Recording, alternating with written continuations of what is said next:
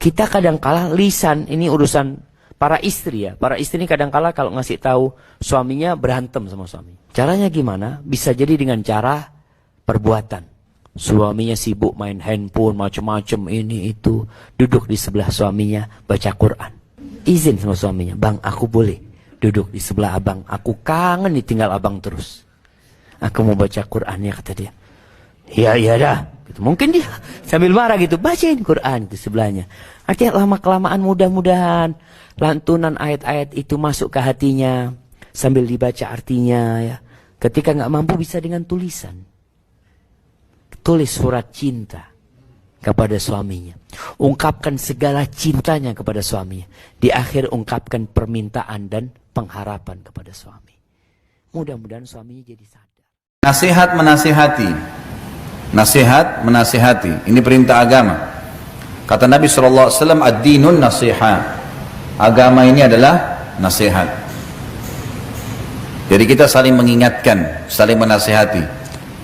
Ibu-ibu harus bisa menerima kalau dinasihati sama suaminya. Bapak-bapak juga harus bisa menerima kalau diberikan nasihat oleh istrinya, gitu kan? Landasan hukumnya adalah hadis riwayat Bukhari.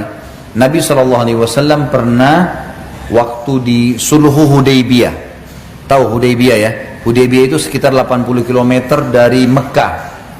Bapak Ibu kalau lagi umroh, coba negosiasi sama travelnya, minta kami bisa nggak mampir ke Hudaybiyah. Hudaybiyah itu biasanya banyak peternakan unta, dan orang kalau mau beli susu unta biasa di situ. Hudaybiyah. Jadi biasa kalau mau ke Madinah dari Mekah, kalau Mekah dulu baru ke Madinah, itu biasanya bisa lewat Hudaybiyah, gitu kan? Yang jelas di Hudaybiyah ini pernah ada kejadian di zaman Nabi SAW. Beliau keluar sama 1.400 orang sahabat mau umroh, tapi oleh orang Quraisy ditahan di Hudaybiyah, nggak boleh keluar, nggak boleh masuk Mekah. Sahabat-sahabat waktu itu geram. Mereka kebetulan pakai ihram tapi bawa pedang. Lalu mereka mengatakannya, Rasulullah kita lawan saja nih. Nabi SAW mengatakan tidak boleh, tidak ada perintah Allah. Kalau Allah perintahin jihad kita lawan, kalau enggak boleh. Malah turun wahyu, Allah menyuruh kita pulang ke Madinah. Udah mengalah, tapi dijanjikan kita akan menguasai Mekah nanti. Nabi SAW waktu menerima wahyu harus pulang ke Madinah dan sepakat buat sulhu Hudaybiyah, kesepakatan Hudaybiyah. Kesannya poin-poinnya kayak menyudutkan umat Islam, tapi itu sebenarnya ada maslahat-maslahat yang Allah lebih tahu, karena Allah bilang terima dan pulanglah ke Madinah, gitu kan? Nabi SAW sempat bilang, ayo kita pulang ke Madinah, perintah Allah. Sahabat-sahabat waktu itu masih pada duduk sambil pegang pedang, berharap ada perintah lain, perang aja, 1.400 serang Mekah sekalian. Nabi SAW masuk ke dalam kemah. Yang ikut pada saat itu adalah Ummu Salamah, istri Nabi SAW yang lebih tua daripada beliau. Duduk lalu berkata, ya Rasulullah, ada apa? Kata Nabi SAW, dan ini juga ibu-ibu boleh kalau suaminya lagi bingung, lagi kelihatan sedih, datang nanya, ada apa? Kata Nabi SAW, Allah perintahkan mereka untuk pulang ke Madinah, dan sebelum pulang, orang kalau pergi umroh dan tertahan, misal kita lagi berangkat umroh atau haji, di tengah jalan harus pulang, misal terjadi peperangan, nggak bisa, gitu kan? Dan sudah melewati tempat niat mikot, maka harus cukur, tahallul, baru bisa ganti baju biasa, gitu kan? Nah di sini Nabi SAW suruh tahallul, cukur rambut kalian dan kita pulang ke Madinah. Sahabat-sahabat masih duduk, bukan mau membangkang dengan Nabi SAW, tapi mereka masih berharap ada wahyu yang turun menyuruh perang, gitu kan? Maka Nabi SAW masuk dan berkata kepada Ummu Salamah, saya khawatir azabnya Allah turun nih, karena sudah ada perintah Allah kita belum kerjakan. Sahabat-sahabatku masih berharap perang, Allah larang, Allah suruh pulang ke Madinah. Lalu kata Ummu Salamah, ini nasihatnya, ya Rasulullah, tidakkah anda memulai mencukur rambut anda duluan? Anda keluar, cukur rambut duluan depan mereka. Kata Nabi SAW, pendapat yang baik. Nabi keluar, panggil tukang cukur, langsung gundul. Waktu sahabat lihat Nabi gundul, semua saling cepat gundul rambut mereka, takut pada saat itu karena Nabi sudah kerjakan. Maka dicukur sampai kepala mereka ada yang berdarah. Tapi kita ambil pelajaran apa? Nasihat Ummu Salamah kepada Nabi SAW. Tapi ingat, adab. Adabnya kata ulama adalah seorang istri memberikan nasihat kalau melihat dalam keadaan sedih atau bingung suaminya, atau diminta sarannya. Karena laki-laki tidak suka kalau tiba-tiba diguruin. Misal dia mau pakai baju tertentu, saya siapin baju saya warna biru.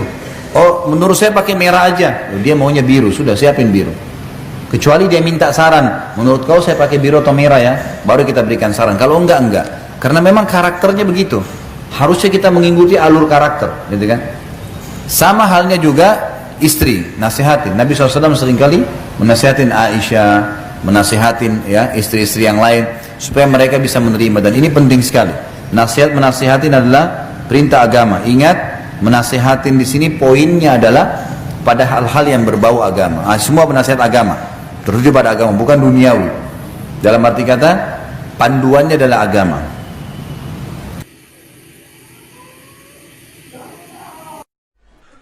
Assalamualaikum Ustaz. Bagaimana menyikapi suami yang sebenarnya sudah mengenal sunnah, sudah berjenggot dan tidak isbal, tetapi tanpa sepengetahuan istri dia masih ahli hisab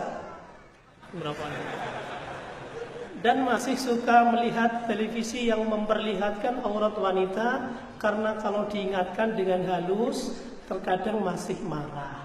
Masya Allah, Masya Allah. Kayaknya suaminya hadir di sini. Nah, kadangkala habis kajian ribut di rumah. Kamu yang nulis soal tadi.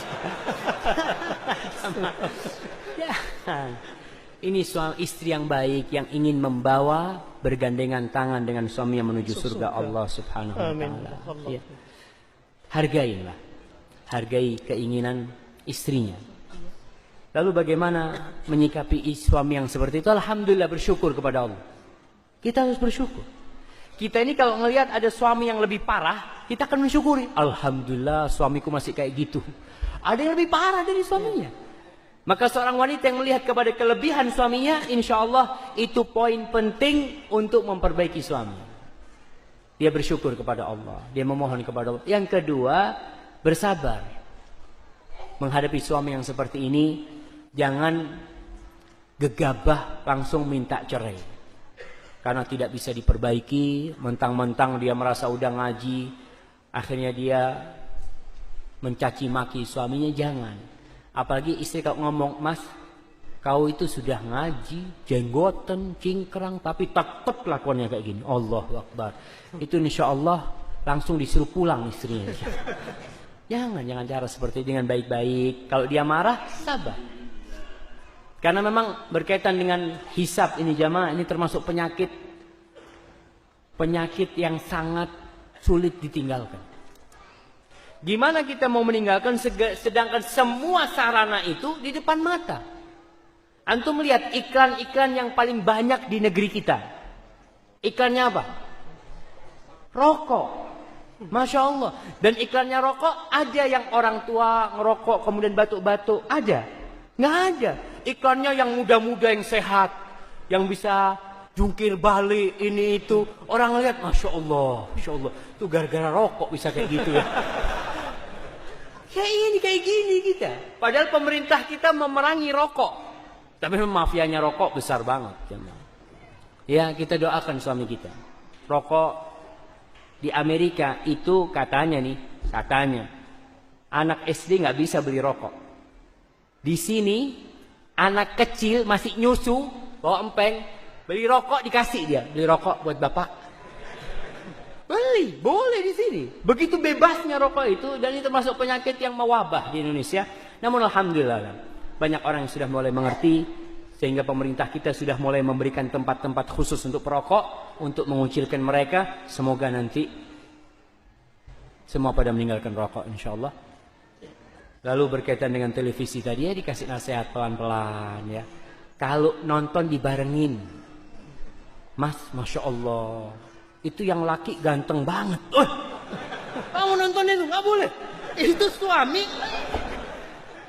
Tapi kalau dianya kayaknya halal buat dia, buat perempuan nggak boleh. Ini ada suami-suami kayak gitu tuh. Oh, kayak Allah ya. Didoakanlah, dinasihatin suaminya. Mudah-mudahan dapat hidayah. Wallahu a'lam. Bagaimana cara menghadapi suami yang masih sering ke hiburan malam? Bagaimana cara menjauhi dia dari teman-teman maksiat?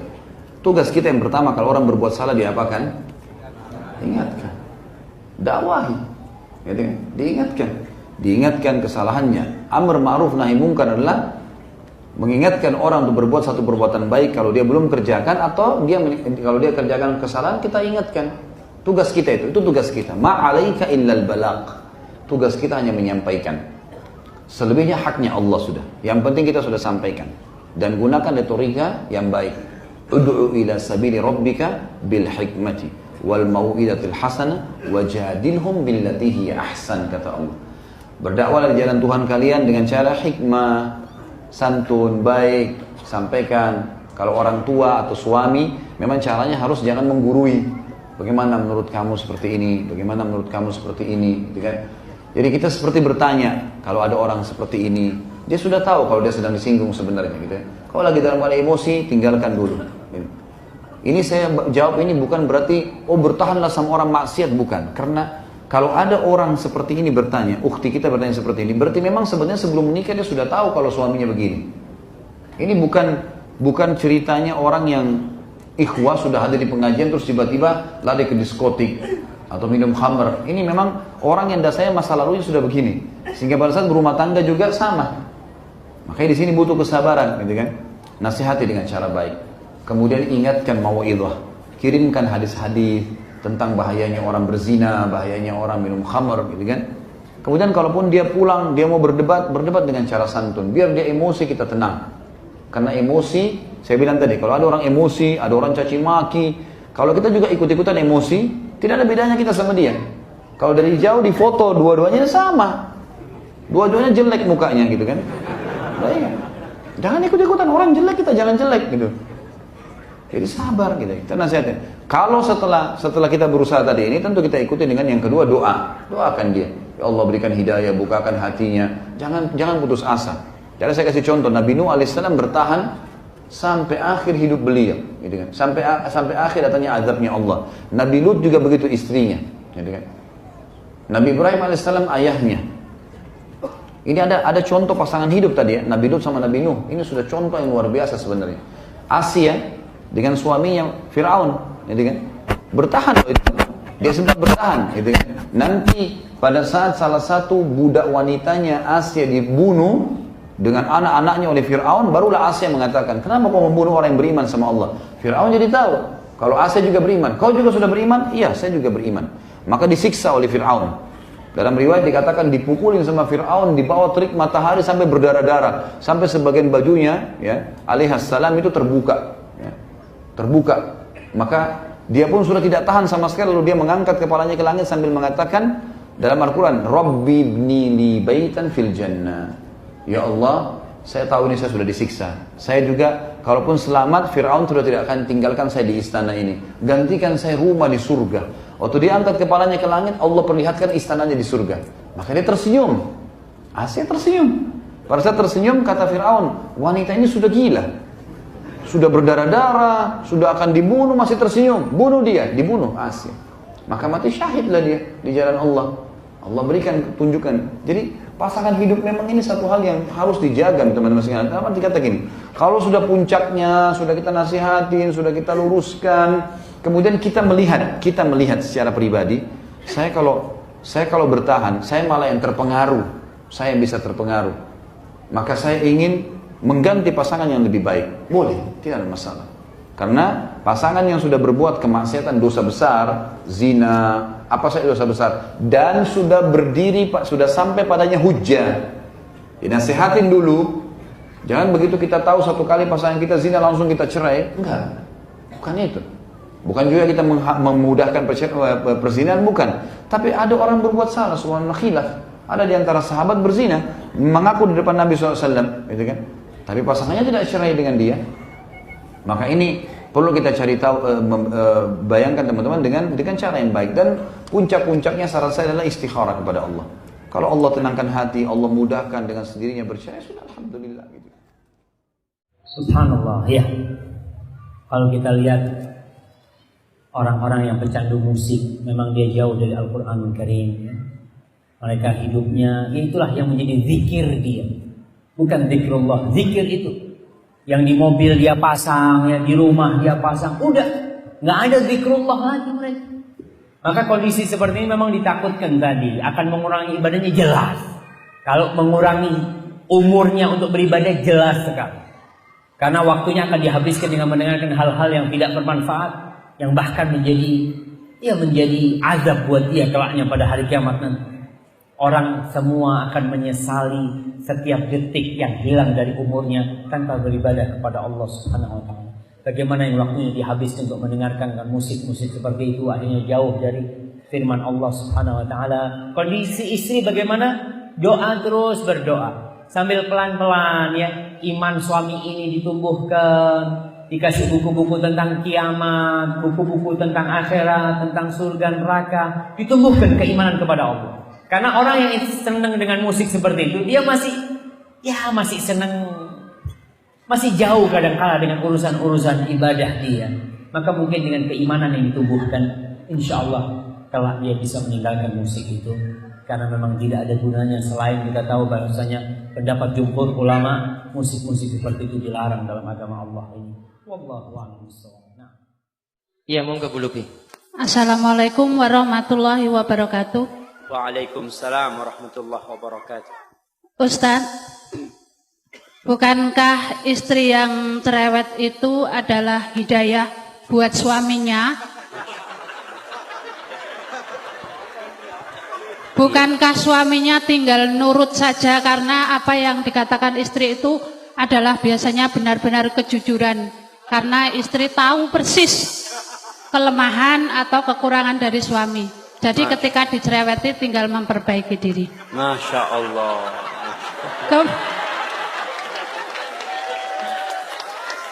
Kemudian kadang-kadang bukan istri yang tidak atau kurang bersyukur, tetapi suami itu senang dipuji.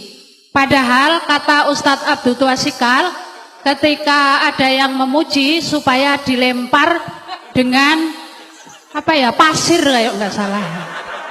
Apakah seorang istri juga karena suami butuh dipuji, apakah boleh memuji, dan bukankah pujian itu juga merampas haknya Allah bagi para suami yang senang-senang dipuji itu? Masya Allah. Kemudian, berapa pertanyaannya Ustaz? Dolim itu boleh dibalas dengan dolim kan? Kalau suami mecah piring, bolehkah istri juga memecahkan piring? Masya Allah. Iya. Yang terakhir, Wah, ini Bu. bukankah yang bisa berjumpa dengan Allah itu adalah orang yang qalbun salim? Kemudian bagaimana caranya untuk bisa qalbun salim? Lalu apa yang menyebabkan tiba-tiba tidak bisa jadi sholat malam? Lalu apa yang menyebabkan sholat tidak khusyuk? Billahi taufiq wal hidayah. Wassalamualaikum warahmatullahi wabarakatuh. Waalaikumsalam warahmatullahi wabarakatuh. Yang pertama tadi Ustaz tentang bukankah istri cerewet itu malah manfaat gitu. Masya Allah. Itu gimana Ustaz? Iya, pertanyaan yang sangat indah sekali ya. Karena memang salah satu yang menyebabkan kesalahan itu berulang kali terjadi karena kita beranggapan itu tidak salah. Kita menganggap itu benar. Sehingga istri tatkala dia cerewet, dia menganggapan dia ini sedang memperbaiki suaminya. Ingat, di rumah itu ada pemimpin. Siapa pemimpinnya? Suami. Allah mengangkat suami sebagai pemimpin. Ar-rijalu qawwamuna 'alan nisa bima faddalallahu ba'dahum 'ala ba'din wa bima anfaqu min amwalihim. Fas-salihat qanitat hafizatun lil ghaibi bima hafizallah. Kata Allah, sesungguhnya atau lelaki-lelaki itu adalah pemimpin bagi kaum wanita. Kenapa? Karena Allah telah memberikan kemuliaan kepada lelaki-laki. Allah memberikan kemampuan untuk menjadi pemimpin kepada lelaki lebih daripada wanita. Yang kedua nih bapak-bapak, ingat nih. Lelaki menjadi pemimpin yang pertama karena bawaan lahir yang Allah berikan kepada dia, anugerah ilahi. Yang kedua dikarenakan suami memberikan nafkah kepada istrinya, maka sang suami mendapatkan kedudukan lebih tinggi kepada istrinya, memberikan nafkah kepada istrinya.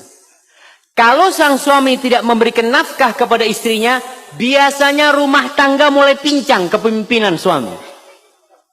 Karena suami tidak memberikan nafkah. Dia jadi pemimpin karena memiliki kewajiban memberikan nafkah.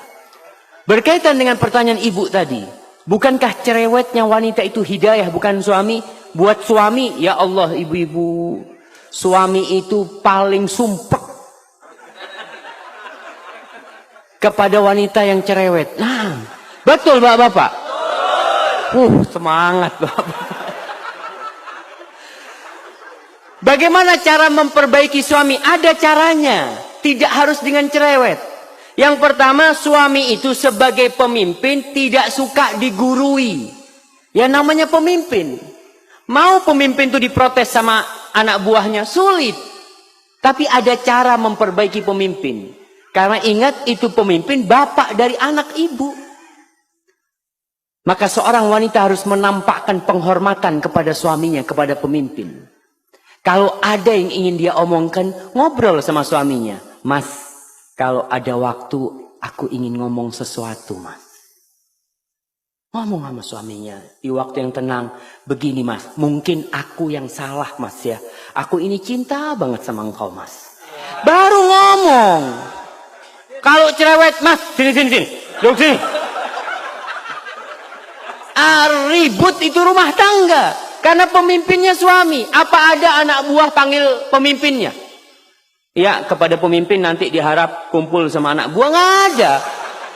Yang dipanggil anak buah dipanggil sini sama pemimpin. Ibu kan tujuannya memperbaiki suami. Bukan sok jadi jagoan, tidak.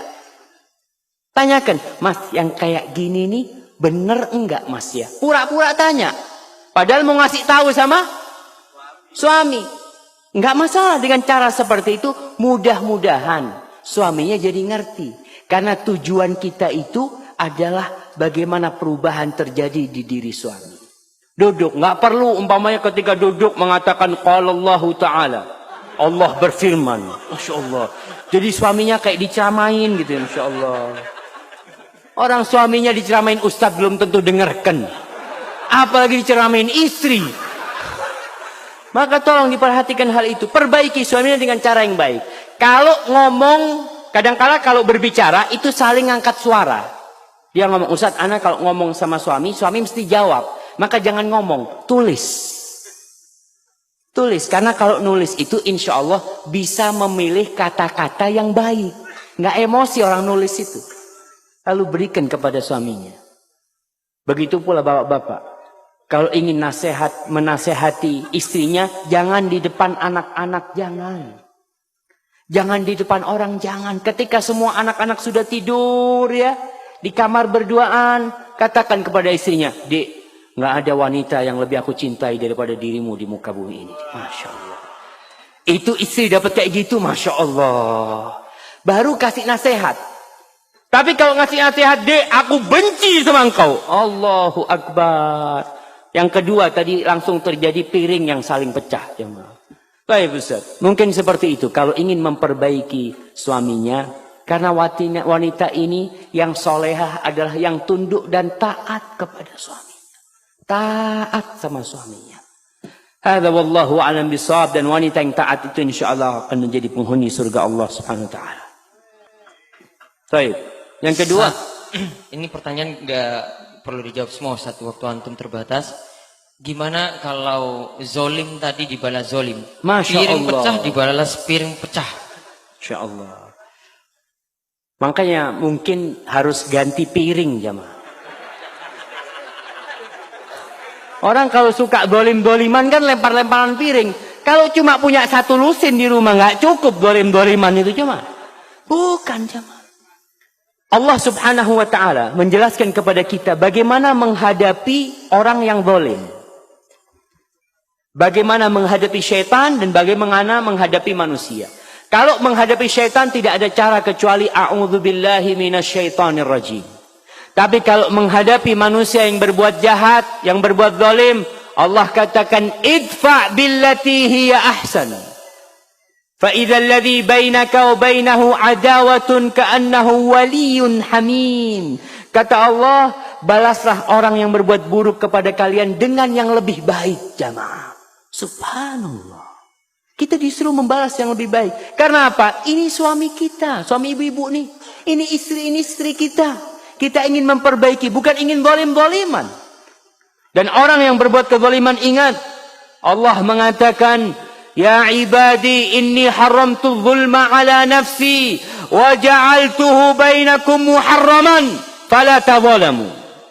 Wahai hamba-hambaku, aku mengharamkan kezaliman atas diriku dan aku menjadikan perbuatan zalim itu haram untuk dilakukan oleh kalian. Maka kalian jangan saling menzalimi. Jadi kalau ada orang berbuat jahat, manusia ini alhamdulillah, basicnya dia itu dasarnya baik. Kalau dia memecahkan piring ya, kita mengatakan, iya mas, astagfirullah, aku mohon maaf, aku mohon ampun kepada Allah. Selesai masalahnya. Tapi kalau piring dibalas dengan piring, apa yang terjadi? Masya Allah.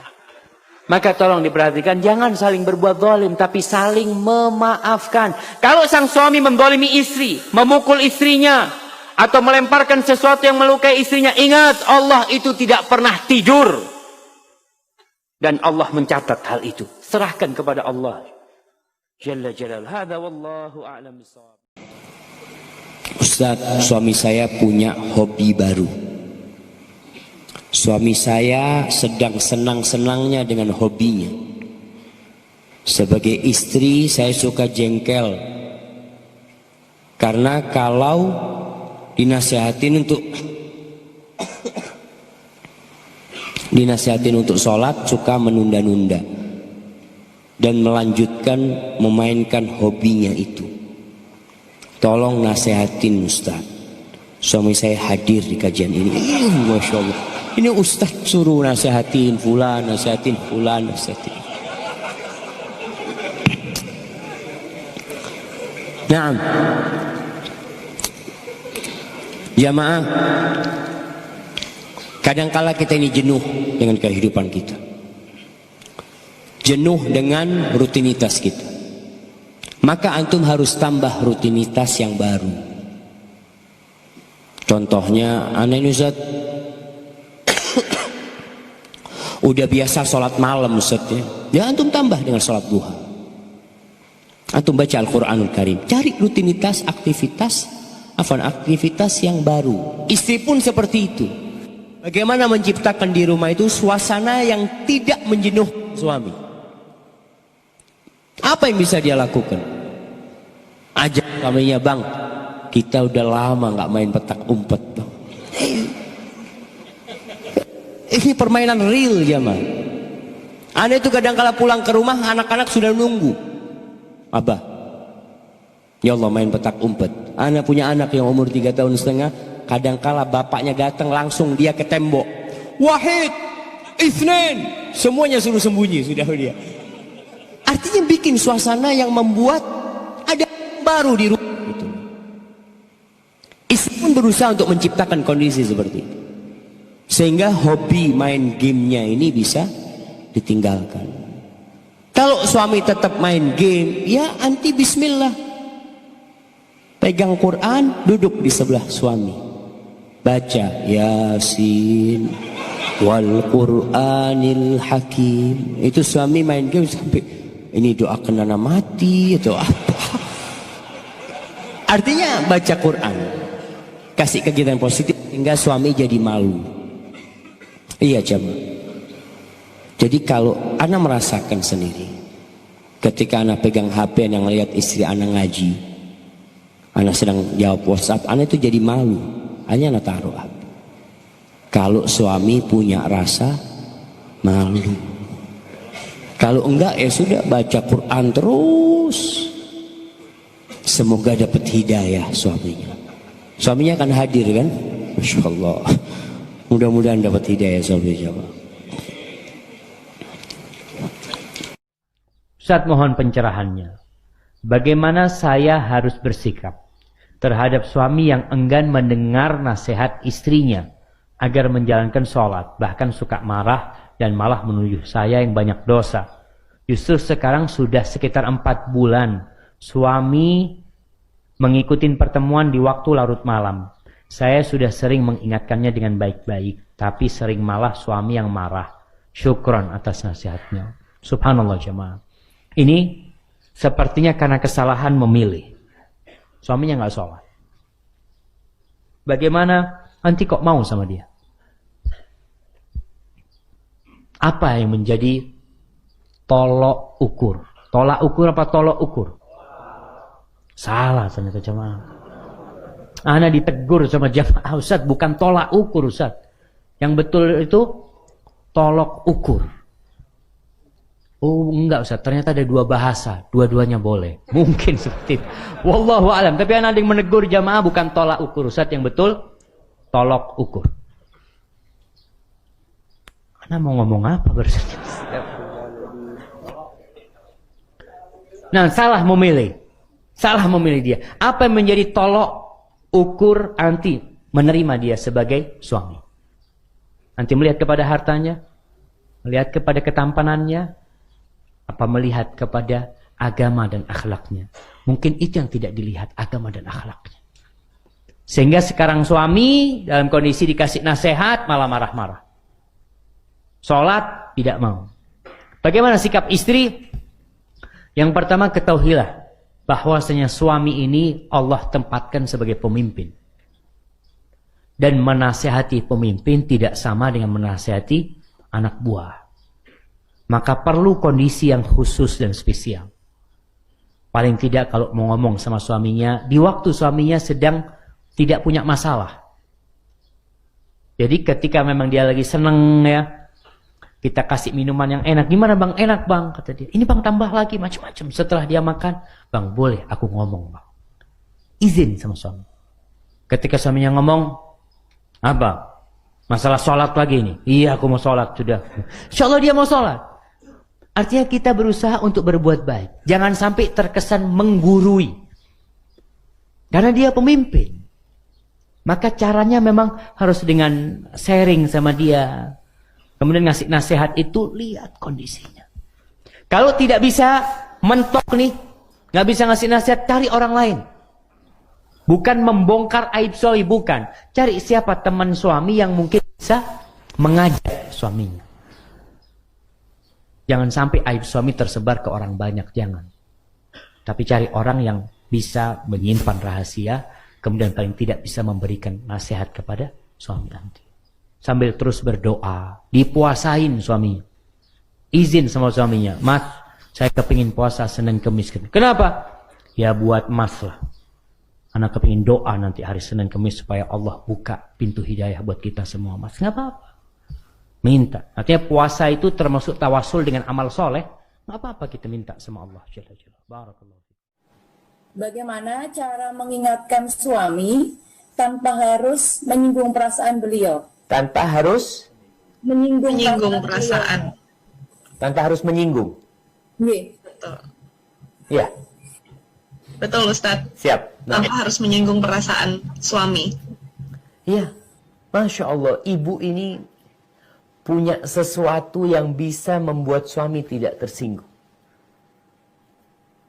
Subhanallah, syamah. Tahu kejadian Nabi Musa dengan istrinya Fir'aun? Di masa itu, semua bayi Bani Israel itu dibunuh. Semuanya dibunuh. Ibunya Nabi Musa ketika melahirkan Nabi Musa yang masih kecil ini dibuang. Akhirnya Masya Allah itu diantarkan, dayang-dayangnya membawa kepada istrinya Fir'aun. Akhirnya Fir'aun marah mengatakan bunuh. Ini kayaknya orang Bani Israel ini. Apa kata istrinya? La taqtuluh. Jangan dibunuh dia. Asa ayyan fa'ana au nattakhidahu walada. Mudah-mudahan dia bermanfaat buat kita. Atau kita angkat jadi anak kita. Itu Fir'aun nggak bunuh akhirnya. Nggak jadi dia bunuh tuh anak. Para ulama tafsir menceritakan ternyata istrinya Fir'aun ini memiliki kedudukan yang tinggi di mata Fir'aun. Fir'aun tuh cinta banget sama istrinya. Menghormati sekali sama istrinya. Sekarang bagaimana seorang wanita di rumah? Dia memiliki kedudukan di mata suaminya. Dengan cara dia memuliakan suaminya. Dia melayani suaminya. Dia nggak pernah ngomong tidak kalau dipanggil suami. Banyak perempuan kalau dipanggil sama suaminya, Fulana, iya tunggu sebentar. Tunggu sebentar. Nggak ada tunggu sebentar. Lagi masak, matiin kompornya. Lagi nyalinin anak, gendong anaknya sambil disayang. Iya bang, ada apa bang? Aku lagi nyalin anak, maaf telat barusan bang. Bikin suami ini melihat nih sosok istri yang mulia di rumah dia. Sehingga ketika dia memohon sesuatu kepada suaminya, insya Allah dikasih sama suaminya. Apalagi mohonnya ketika adzan dikumandangkan sambil dikecup suaminya, pipinya, telinganya ngatakan, bang, afwan bang, udah adzan. Abang mungkin mau ke masjid sambil dipijetin suaminya. Tapi kalau sambil masak ngoreng, udah adzan tuh. Ini gimana ya mah? Artinya usahakan perempuan ini memanfaatkan diri dia yang Allah berikan kelebihan. Perempuan ini menarik. Jadilah istri yang menarik buat suaminya. Maka insya Allah suami tidak akan tersinggung ketika istri tidak mengguruin. Artinya dia memohon sama suaminya. Sambil dipijit kakinya suaminya. Atau kalau lagi bikin minuman yang enak, bang, minum dulu bang. Abangnya minum, suaminya minum. Bang, anak barusan dengar kayaknya udah adzan bang. Sudah, muliakan suaminya. Layani dia.